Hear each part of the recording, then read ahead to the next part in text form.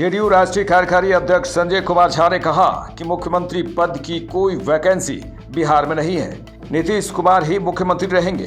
एक परिवारवादी पार्टी कांग्रेस ने दूसरी परिवारवादी पार्टी के व्यक्ति राजद नेता तेजस्वी यादव को मुख्यमंत्री का प्रत्याशी घोषित कर दिया। बिहार की जनता सब बात समझती है। उन्होंने कहा कि सब जानते हैं कि बिहार में उनका कैसा काम रहा है और नीतीश कुमार ने क्या काम किए हैं। नीतीश कुमार परिवार को कभी राजनीति में नहीं लाए। बिहार की जनता ने उन्हें पूरी तरह से यानी आरजेडी को पूरी तरह से नकार दिया है। चुनाव में एनडीए प्रचंड बहुमत से जीतेगी। देखिए, मुख्यमंत्री पद का तो कोई वैकेंसी है नहीं और 25 से 30 नीतीश जी ही मुख्यमंत्री रहेंगे। और आप जानते हैं कि जिनको बनाया है वो रेलवे घोटाला में चार्जशीटेड है। डेली जाकर के कोर्ट में दिल्ली में अपीयर होना। जो लोग उनको घोषणा किया है कांग्रेस वाले, वो भी भ्रष्टाचार में डूबा हुआ परिवार है। तो एक परिवारवादी पार्टी कांग्रेस दूसरे परिवारवादी पार्टी को मुख्यमंत्री का प्रत्याशी घोषित कर दिया। अब बिहार की जनता सब बात समझती है। ये आपस में ही लोग गेम खेल रहे हैं। चार्जशीटेड अलग है, कोर्ट अलग जाना है। भ्रष्टाचार का आरोप कोर्ट ने एडमिट किया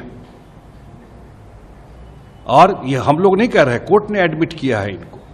और इसके अलावा उनका ट्रैक रिकॉर्ड परिवार का सब जानता है कि कैसा बिहार में उनका काम रहा है और नीतीश कुमार जी ने क्या काम किया है। तो ये परिवारवादी, नीतीश कुमार जी तो कभी परिवार को लाए नहीं राजनीति में।